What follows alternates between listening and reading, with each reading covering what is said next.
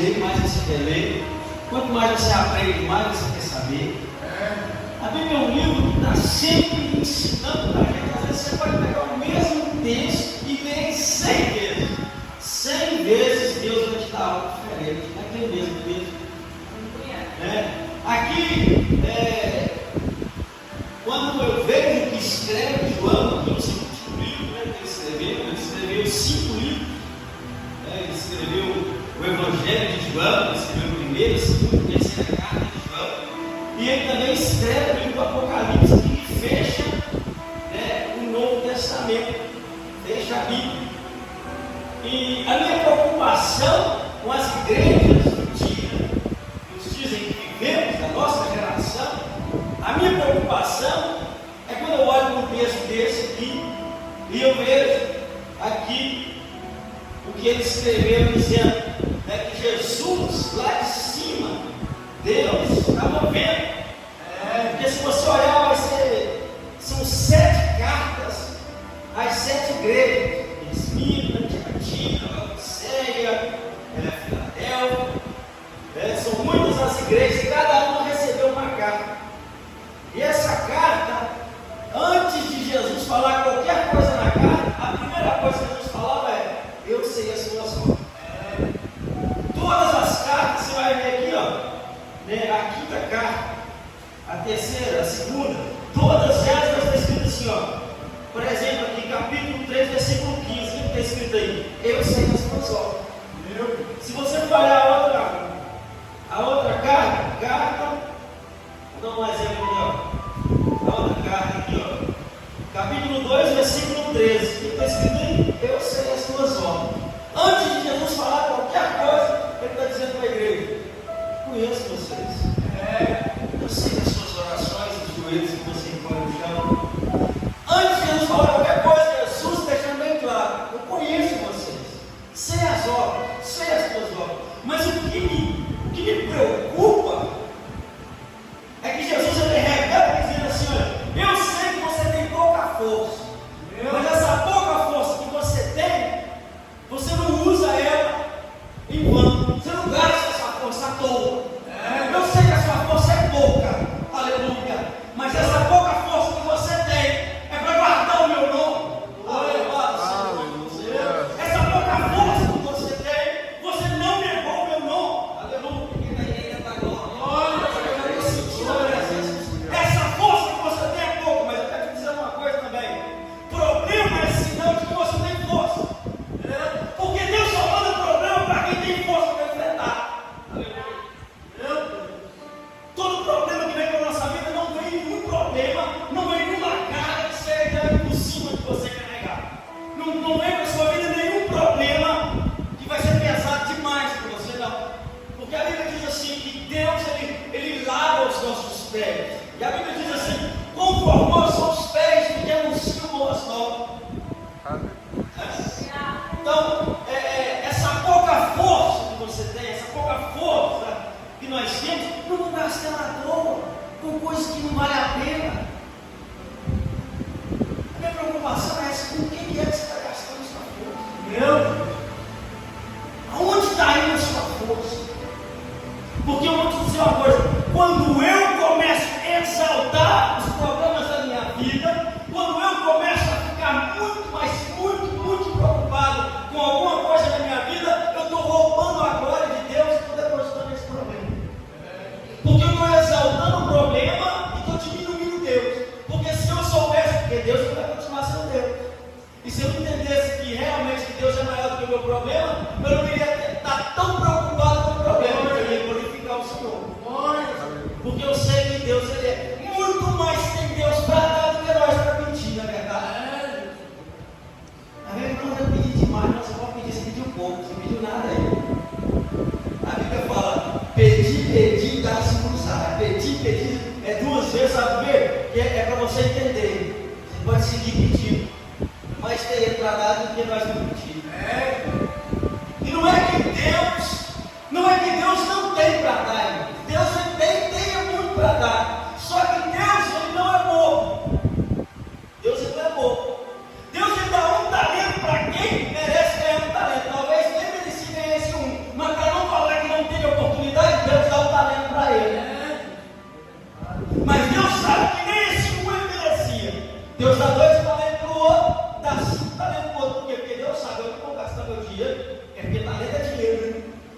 depositar meu dinheiro na mão de quem não vai valer a pena, vou perder meu dinheiro. Se Deus tivesse dado 5 talentos para aquele que deu só um, Deus teria perdido muito. Né? Para a gente entender. Pensou se Deus pega os 5 talentos e coloca na mão daquele que não merecia nem dele? Né? Deus ele não vai dar para uma pessoa que não merece. Deus ele não vai dar 5 talentos para uma pessoa que vai passar o dia inteiro deitado dormindo. Uma pessoa que não é produtiva na obra de Deus. Porque a maior obra é a obra de Deus. A gente não pode perder tempo. É como o irmão Zenetinho falou aqui. Você, aonde quer que você vá, onde quer que você esteja, anuncie o evangelho. Se vão aceitar, se não vai, você está fazendo a sua parte.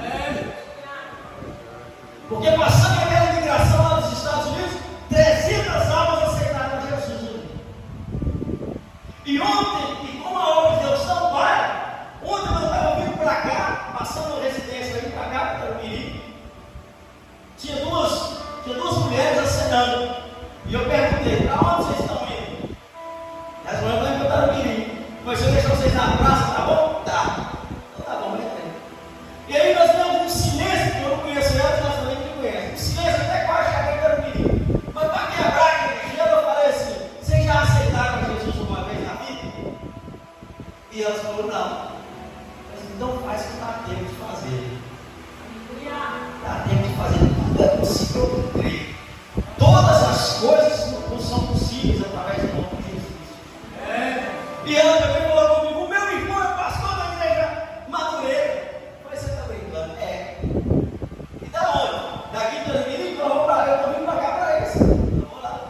Eu dividi uma palavra assim. Não, o meu irmão é pastor aqui, da igreja aqui, Madureira, do Residência. Como que Deus é lindo, né? Falando sobre Deus. E eu vejo e falei, olha, você vai para a igreja, leve o seu caminho ao Senhor, confiar nele, tudo mais ele vai fazer. Nós não podemos perder a oportunidade, porque a gente tem que falar do amor de Deus, de Jesus, e a gente vai entender que essa é a minha preocupação, porque a gente tem pouca força, a gente gasta a nossa força toda. O porquê que Deus entra naquela ideia de circuncisão, lá, capítulo 17 de Gênesis, porque circuncidar é cortar, e corte é dor. Cortar é doloroso, mas eles tinham que provar que realmente se enganou através do corte. E existe um momento nas nossas vidas que nós temos que cortar. Tem coisa que tem que ser cortada da nossa vida, que é circuncisão. Quando Abraão chega no pé da montanha, ali ele sabe que era o lugar da visão dele, da vitória dele, de algo que era só ele e Deus, ele fala com os seus criados, seus servos, vocês vão ficar aqui, e eu vou seguir, que são cortes. Até ali, você vê, até ali eles querem, mas ali agora ele vai cortar. Nós temos que identificar o momento do corte, para você seguir, saber quem é que vai com você. Vai eu e o filho, o resto é cortado. O resto é cortado. Porque se a pessoa não sabe o Deus que você serve e não tem a mesma força para acreditar nesse Deus, corta fora. O corte é doloroso. O que está escrito lá no capítulo 15? Eu sou a videira verdadeira, vós sois os ramos. Aquele que está vindo corta é dói. Mas é preciso cortar, é preciso podar para poder limpar aquele galho ali e dar mais fruto. Esse processo do corte não é brincadeira, dói demais. Mas Deus ama, Deus poda, Deus livra. Você vai se sentir sozinha, você vai se sentir chocada, você vai se sentir, vai ter hoje que você não vai dormir, você vai chorar. Fica tranquilo, é o processo do corte, é o processo que está podando. Você vai produzir isso. O negócio é que as pessoas às vezes não entendem. O pregador fala: ô irmão, chegou a hora da sua colheita. Deus está dizendo aqui, é bênção para a sua vida, você vai colher. Eu quero te dizer que o processo da colheita é tão trabalhoso quanto o plantio. Não é que você vai colher, que você não vai trabalhar, essa colheita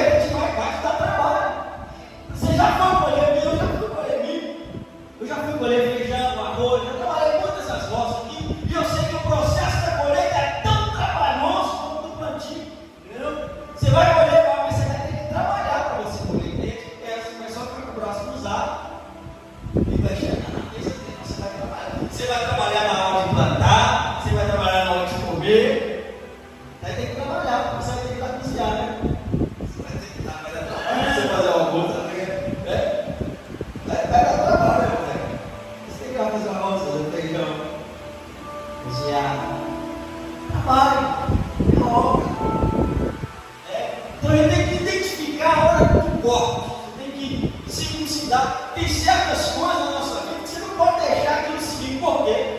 Falar. Se eu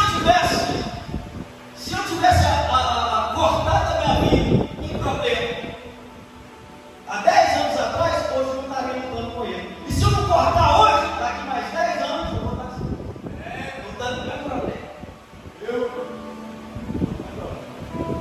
E tem gente que eles tentam arrumar, eles tentam dar um jeito, eles tentam deixar. E aí você está com o coração duro. Tenta pouquinho para trabalhar de qualquer maneira. E Deus já falou um monte de vezes, já mostrou que a pessoa segue. Isso é um exemplo que eu estou dando. Muitas coisas da nossa vida atrapalham esse Deus. Muitas coisas atrapalham esse Deus. Ele tem que discernir os tempos. A Bíblia fala em 1 Crônicas, capítulo 12, versículo 32, que os filhos de Zacar, eles tinham discernimento, eles eram peritos na ciência de discernir os tempos. E era eles que davam ordens aos filhos de Israel, no momento exato, no tempo certo de agir, e eles obedeciam. Então isso é muito interessante, porque ter o discernimento no tempo certo, na hora certa de agir, isso faz toda a diferença. O proverbista Salomão, ele está dizendo assim: quão boa é a palavra dita ao seu tempo. Ou seja, a palavra só é boa quando ela é dita no tempo certo, no tempo dela. Porque até uma verdade dita fora do tempo é ruim. Tem que ter tempo, tem que ter o tempo. E esse tempo, esse discernir o tempo é assim: não adianta nada você ter algo muito bom, mas se você não souber usar, se você não souber como usar e a hora de usar, você vai acabar de destruir. O exemplo é Sansão. Sansão era o homem mais forte fisicamente no tempo dele, mas a força dele acabou destruindo ele mesmo. Por quê? Porque ele tinha uma força física, mas uma fraqueza interior. Ele era muito forte fisicamente, mas muito fraco. Uma fraqueza interior tão grande destruiu ele. Então tem muita gente que tem muito dom bom. Tem pessoa que sabe ler a Bíblia rápido, tem de tudo, sabe? Tem gente que já para orar é com ele mesmo, é um dom. Tem dom. Só que eles têm fraquezas paralelas a esse dom. Me dói dizer isso aqui, mas é verdade. Aí a pessoa tem que dar certo, mas ele se rende para uma fraqueza que ele tem. Tem pessoa que ele é igual de um cantor, um levita abençoado, mas ele tem uma fraqueza de ele perde aquele dom que ele perde. Porque as pessoas podiam chamar para ele lá, chamar aquele irmão, mas ele tem esse problema. Então o que acontece? Ele tem dom, mas a fraqueza dele está roubando dele o dom que ele tem. E é o que estava acontecendo na situação. Ele tinha o dom de Deus, mas a fraqueza dele estava atrás de mulher que roubou do que ele tinha. Porque o problema não é atrás da mulher. Se fosse uma mulher só, ele casasse com ela, ele tivesse a vida dele lá, ia dar certo. Ele reinou muito pouco tempo. Ele julgou como juiz muito pouco tempo. Por quê? Com essa fraqueza interior que acabou com tudo. E a gente tem que trabalhar essa fraqueza nossa. Esses pensamentos que não sem pé, sem cabeça. A gente tem que trabalhar esse lado fraco. Não adianta você ignorar que você tem um problema. Porque ignorar que você tem um problema, isso não vai adiantar nada. Você tem que bater de frente com ele e resolver isso. Aleluia. Olha, você saber que Deus é mais. Deus é maior. Deus é maior. Sansão é bom. Porque eu vejo Sansão nas suas fraquezas, e Deus, mesmo vendo a fraqueza dele, Deus estava lá. Eu quero sustentar, eu quero te dar força para você seguir. E é bonito isso por quê? Porque o anjo vem e fala com a mãe dele, ele não pode comer nada de uva, ele não pode tocar de vinho, ele não pode tocar em cadáver, ele não pode rapar a cabeça. Aí eu vejo Sansão que quer ir lá para casa, esse mesmo lugar onde está tendo essa guerra.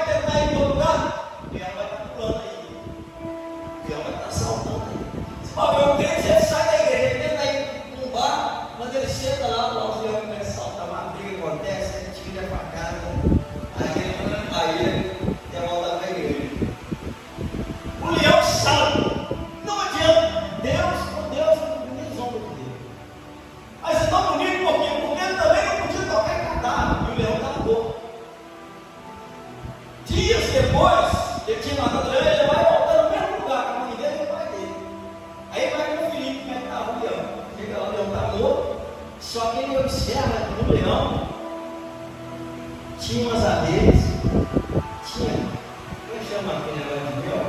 Favas de mel. Favas de mel. Então ele não podia tocar avião, ele podia pegar aqui tanto, porque o homem tinha falado, o homem tinha falado, você não pode pegar nada. Coisa boa. Ele vai lá e pega, ele está aí. Ou seja, fraqueza interior. Ele pega. Aí ele pega um monte de mel, sai comendo mel, leva para o pai dele, leva para a família dele. E eu vejo que Deus realmente é assim. Às vezes Deus usa as nossas fraquezas para nos abençoar. É igual o apóstolo Paulo fala lá. Quando sou fraco que sou forte, a sua graça me basta. Aquilo que veio para matar ele, que pulou nele para matar, agora está alimentando ele. É o que eu quero que você entenda. Eu não sei o que é que está saltando na sua vida, que está te matando, tentando te matar. Mas Deus vai usar isso aí para te alimentar. O leão ele é perigoso, não está saltando, mas depois de morto, acabou. Aquilo que veio para matar ele agora está alimentando o seu chão, não só essa chão, ele também está dando para a família dele. Não gastar nossa força com o que não vale a pena. Gastar nossa força para defender o nome de Jesus. Gastar nossa força para guardar a palavra do Senhor. E a gente vai entender que a oração não é, você não ora para avisar a Deus, você não ora para comunicar a Deus o que está acontecendo. Você ora para convidar, porque saber o que está acontecendo ele já sabe. Ele só espera você convidar ele na oração. Porque Deus ele fica aqui, ó, você está ali, você está com o seu problema, né? E Deus está aqui. Aí quando você ora e convida Deus, aí ele entra para resolver. Mas ninguém ora para avisar a Deus, para informar. A gente não ora para informar a Deus o que está acontecendo. A gente ora para convidar ele naquilo que está acontecendo. Aleluia. Glória a Deus. Então, irmãos, Aleluia. discernir os tempos é assim, olha que Deus fala lá no Gênesis, Abraão, sai da sua casa. Capítulos adiante, Deus fala para Isaac, fica quieto aqui. O filho de Abraão. Lá, Deus fala para Abraão, Abraão, sai da sua casa, da sua parentela, e vai para o lugar que eu vou te mostrar.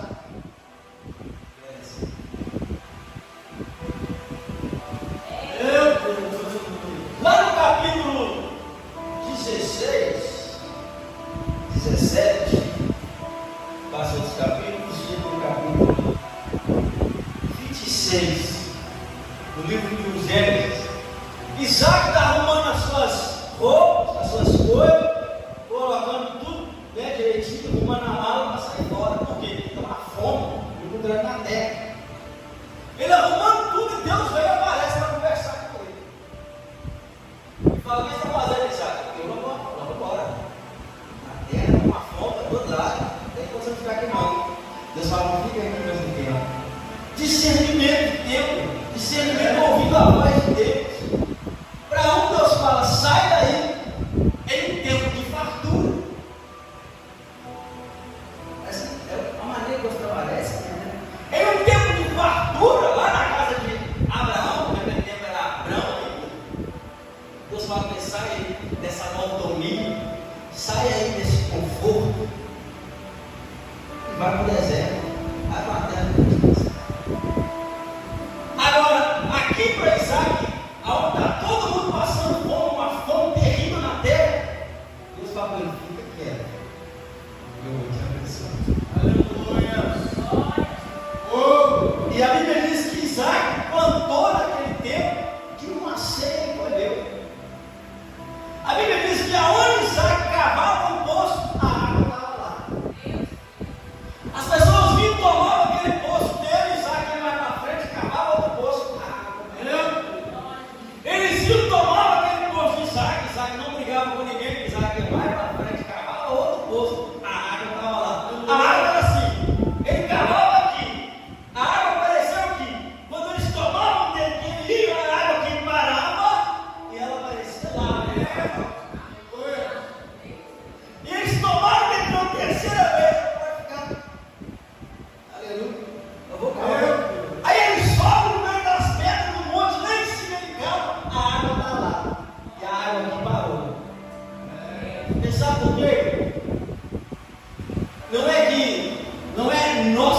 temos que ir para buscar a bênção. A bênção ela vem, ela acreditar. O discernimento vem quando a gente ora, quando a gente louva, quando a gente passa tempo para ler a Bíblia, quando você toma tempo para ter comunhão com Deus, aí você ouve a voz de Deus, você sabe discernir. Porque quando você sabe que Deus está falando comigo, é quando você tem intimidade com Deus, quando você passa tempo de qualidade com Deus, aí quando fica fácil. Mas não adianta eu querer ouvir a voz de Deus se eu não passo tempo, se eu não tiro tempo, se eu não construo tempo na minha vida para falar com Deus. É muito fácil eu ligar para alguém e falar: pastor, ora comigo, pastor, o que Deus falou? Fala aí, gente. Não é assim não. Eu tenho que ter o meu tempo. Para que Deus olhe e fala: vale a pena. Vale a pena. Olha, meu Senhor, vai ouvir minha voz. Porque para ouvir a voz de Deus tem que ser amigo de Deus. Passa tempo com o Senhor. Para conhecer esse Deus tem que ser assim. Nas bodas, está escrito lá que teve o Senhor que deu uma boda, né? Ele fala separado da boda. E aí o dono da casa falou: vai lá e traz os convidados, traz todo mundo que eu convidei. Aí chega em um, fala: rapaz, está pronto lá a festa, vamos para a festa das bodas. Falou: comprei uma ajuda de boi aí, não vai ter jeito aí não. Pede desculpa lá pra mim. Aí vai lá: tá pronto lá a festa, vamos? Rapaz, desculpa, comprei essa terra aí, ó. Tem que ser essa terra. Aí vai no outro, foi convidado. Aqui, a festa está pronta, vamos? Você foi convidado? Porra, você aqui que eu casei, tô casado.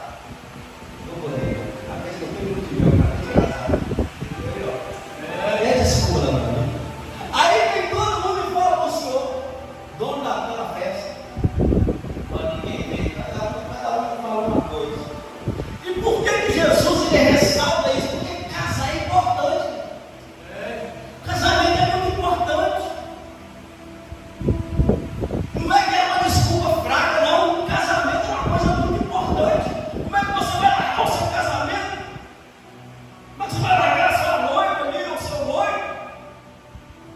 Dias de casar? Não tem jeito. Mas é porque Jesus joga pesado mesmo assim. É para a gente entender que o convite à salvação, o convite à festa, o convite a entrar no céu, ele não é fácil não. Ele tem que abrir mão de tudo. O convite não se pode comparar com nada. A salvação não se pode comparar com nada.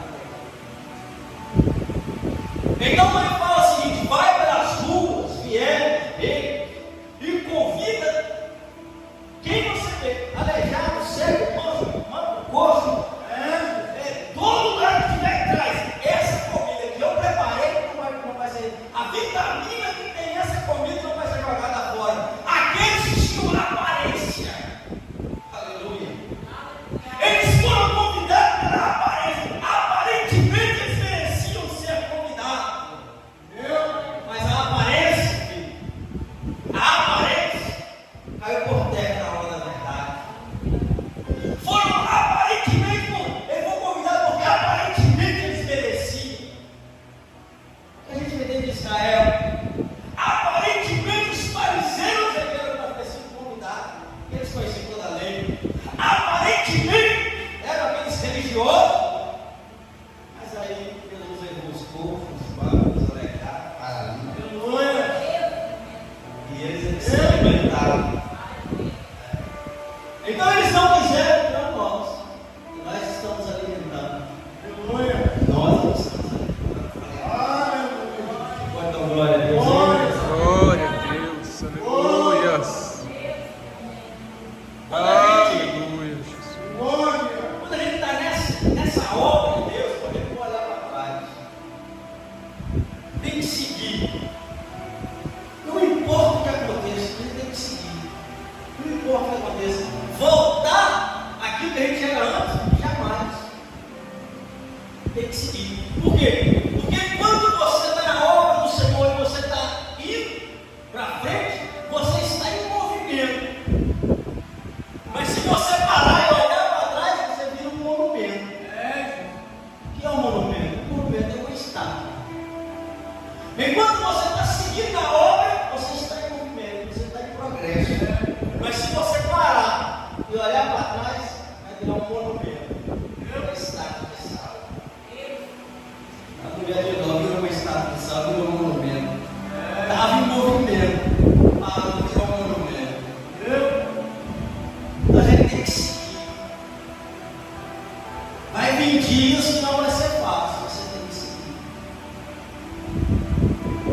A gente sabe quantas noites já passamos em claro, chorando, pensando, Deus, até quando? Até quando? Senhor, muda, Senhor, a história da minha vida. E às vezes a gente procura, a gente aonde está o erro e aonde está o pecado. O que é que eu fiz? O que foi que eu fiz para enfrentar tanta tormenta, tanto problema? E às vezes, irmãos, a gente tem que entender que a tempestade é um pretexto de Deus para te fazer andar sobre as águas. Ele vai te elevar em um nível espiritual através do tormento. Meu Deus! Porque aquela tempestade que Deus levantou, porque quem levanta aquela tempestade é o próprio Deus. É para deixar na história que o homem pode até andar sobre as águas. Mas primeiro tem que estar no tormento. O problema não é sinal de fraqueza, o problema é sinal de força. Aquela tempestade foi levantada no mar. Foi aonde ficou registrado que Pedro andou sobre as águas. Daniel só é conhecido como esse profeta Daniel por causa de uma copa que jogaram nele, cheio de leões. Se não fosse aquela copa dos leões, Daniel não seria o profeta Daniel. Porque você sai pela rua e pergunta, você conhece aquele lá, o profeta? Aquele lá, o Daniel, aquele dos leões? Não sei quem é. Então a pessoa é mais conhecida pela sua prova. Quando você fala Sadraque, Mesaque e Abednego, logo a pessoa já sabe, quando você for jogado na fornalha, né?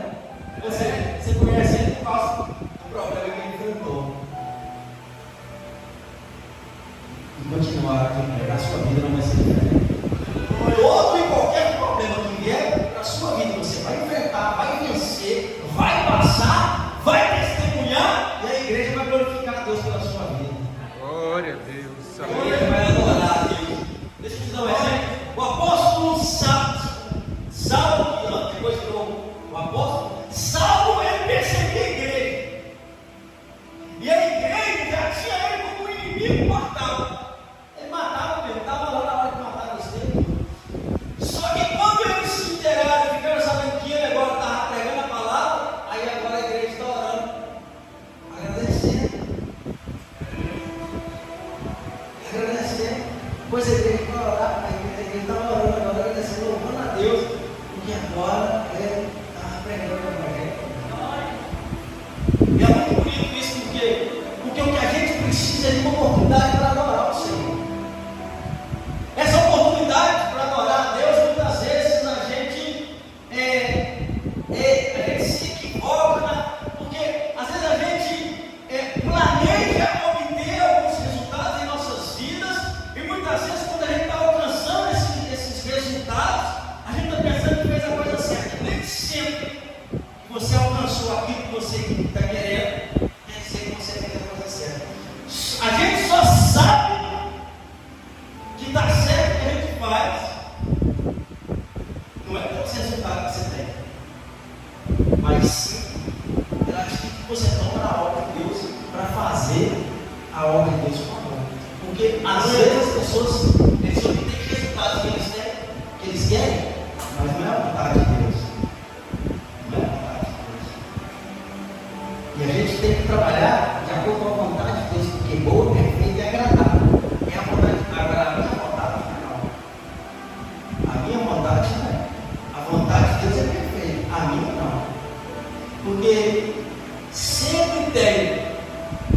a gente, mesmo que a gente tenha uma ideia que pode ser boa, mas Deus é melhor.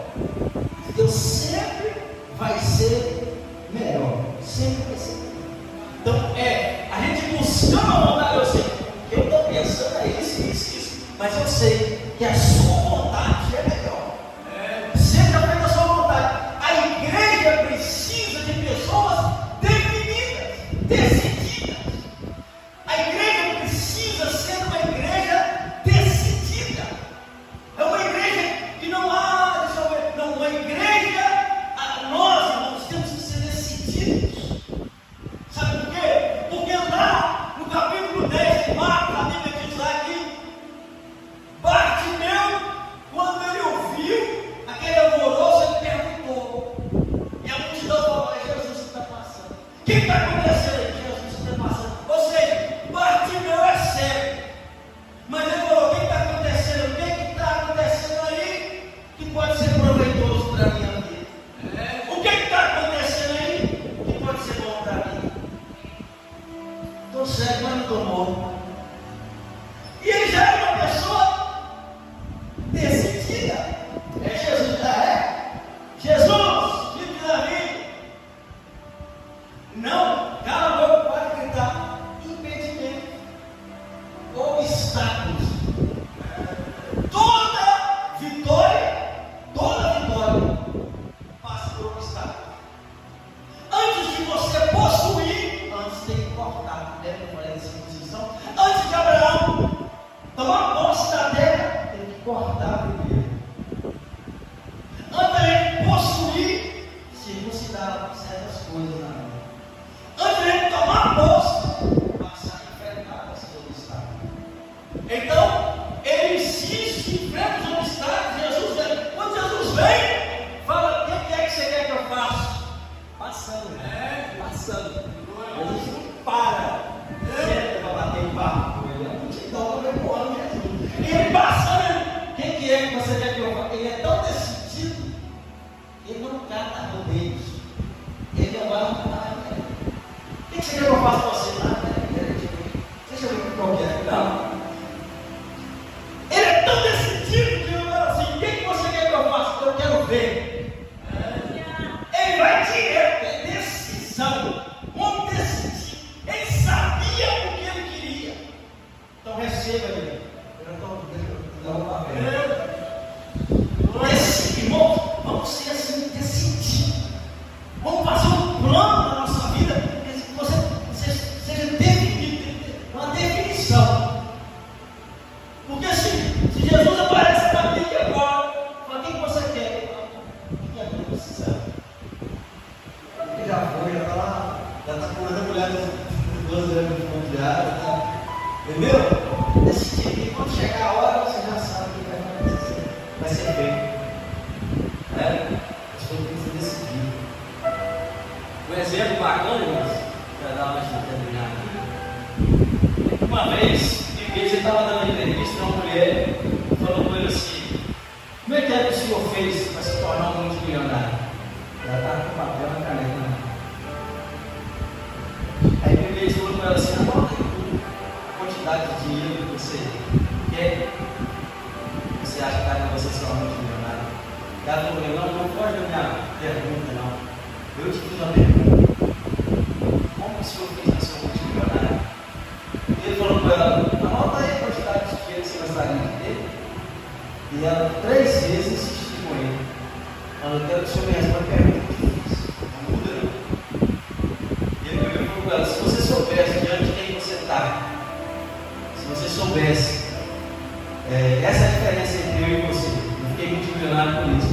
Porque as oportunidades que a vida me deu, eu não deixei que desperdiçar. Eu aproveitei elas. Se você soubesse quem está diante de você, você teria notado aí, você poderia sair daqui hoje multimilionário também. Eu ia te dar o dinheiro. Você teve a sua chance. Nós não podemos perder. Quando vem a chance, quando o Bartimeu teve a chance de foi direto, recebeu a bênção. Pessoa decidida, pessoa sabia o que queria. Irmãos, estão vivendo, não vamos viver constante daqui para ali, sem saber, vai para um lugar, vai para o outro, não para, Jesus vai te pegar no meio do caminho, você vai ficar confuso. A igreja primitiva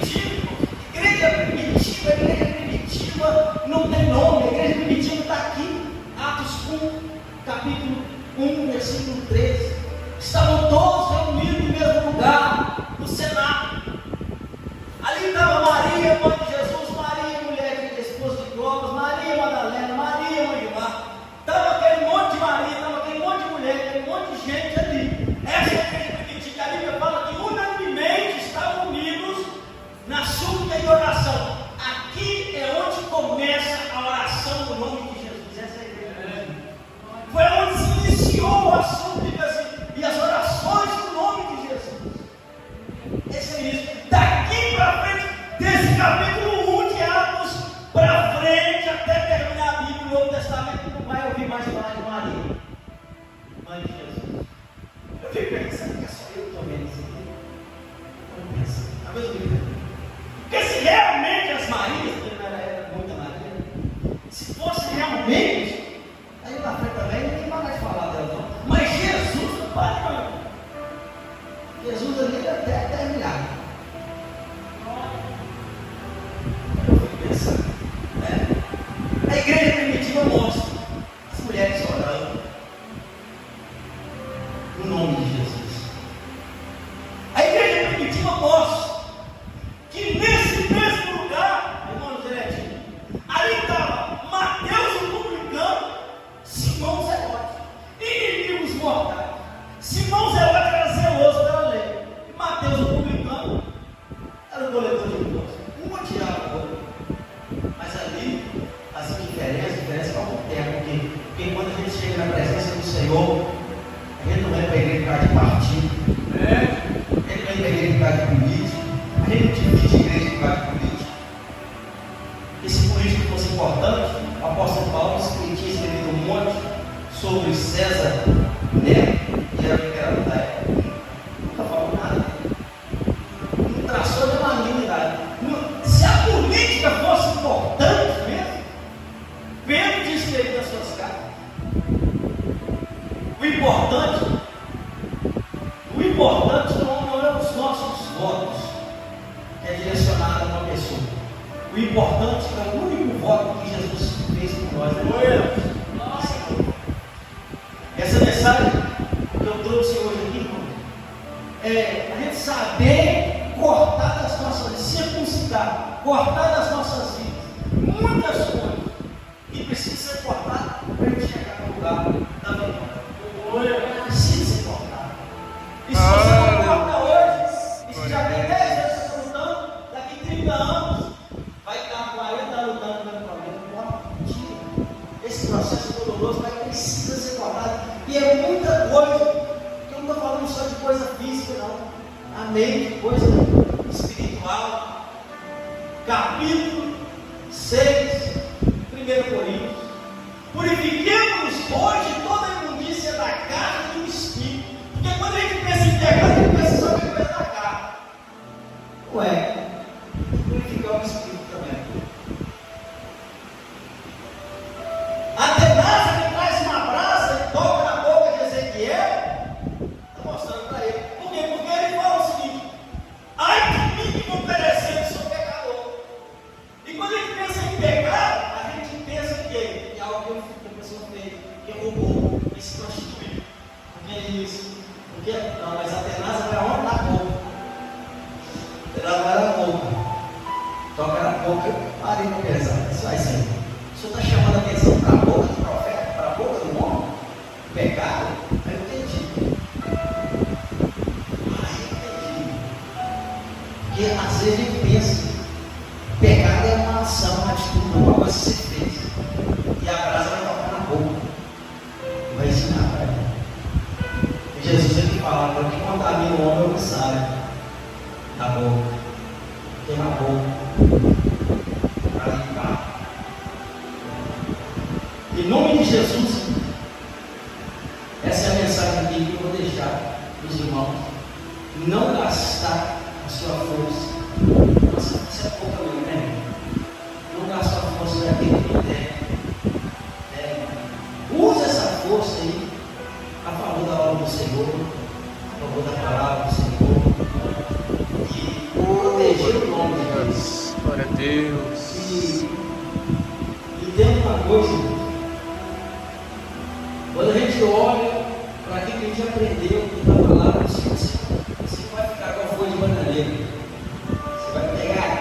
você vai ficar. Você sabe que daqui, a sua casa vai construída sobre a rocha, sobre Jesus. Não deixa qualquer vento de vaidade te levar para o outro lado. Não deixa. Olha para ele, para as Sagradas Escrituras, e não se deixa levar por heresias, por coisas mentirosas. Não deixa, não saia tão facilmente daqui que você já foi fundado sobre essa rocha que é Jesus. Qualquer outra pessoa que não confessa que Jesus é o Senhor, que Jesus é o Filho de Deus, que Jesus morreu, ressuscitou, isso aí, irmão. Não se deixa levar pessoas, porque todo lugar que você vai tem uma pessoa para te pregar para você um Deus diferente. Só que você conhecer o Deus verdadeiro e vivo que você serve, você vai pregar para ele esse Deus. Eu passei por lugar que eu passei por muçulmanos, por pessoas que eram muçulmanas, eu passei por lugar onde as pessoas que eram estrutura da Índia, que estavam lá, os budistas que eram lá da China, do Japão também tinha um monte lá tinha um monte lá que servia a Santa Morte, que eram os mexicanos, lá tinha gente todo tipo. Eles aceitaram Jesus, começou com um ou dois, a nossa igreja chegou a dar mais de 300 pessoas lá na imigração. A igreja não pregava Jesus. Mas eu não vi ninguém da nossa igreja que conhece. Não adiantava. Eles pregavam de Deus deles, eu pregava o meu e eles aceitavam Jesus. Essa é a diferença. Nós temos o Espírito Santo. Eles têm Deus deles, mas não temos o Espírito Santo. Estendia o tapete, fazia uma oração lá, e eu sentava aqui, mas ele lia a Bíblia, ele pegava o Alcorão, eu pegava a Bíblia. Ele lia o Alcorão, eu lia a Bíblia. No final da tarde, eu aceitava Jesus. Isso é viver para a honra e a glória. Vamos lá, não se deixe levar por nenhum outro tipo de religião. A nossa religião é essa, é Jesus. Religião que adora mais o dia do que o Criador do dia, a nada. Religião que fala que Jesus é irmão de Miguel, que Jesus é criatura, a nada.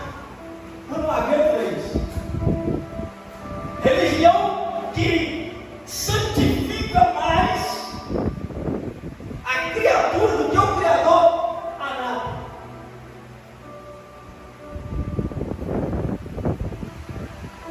Porque dele, por ele, para ele são todas as coisas. Tudo é dele. Aleluia. Tudo vem dele. Já foi lido aqui, irmão. Princípio e fim. Alfa e o Ômega. É o nosso Senhor. Deus Pai, Deus querido. De novo te agradeço por esta noite. E Senhor Deus, que o Senhor derramou a sua graça sobre as nossas vidas. E vamos sair daqui, ó Deus, fortalecidos. Ó Pai, naquele dia, Senhor, quando Isaías entrou no livro, entrou Isaías e saiu Isaías. A diferença é que entra o Isaías contaminado, mas sai o Isaías purificado pela tua graça.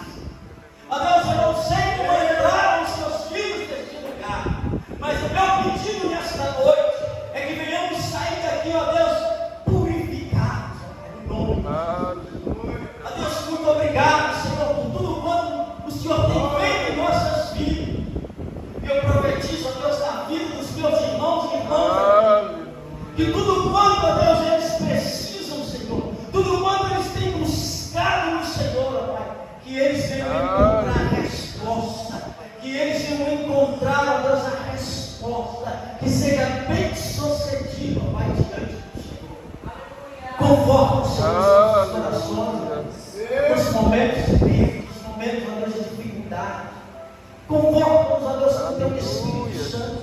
E sabemos, ó Deus, que o Senhor vai nos sustentar, vai nos dar graça para seguir, ó Deus. Porque da agora para frente, Senhor, o Senhor confiou a nós esta grande obra. Muito obrigado.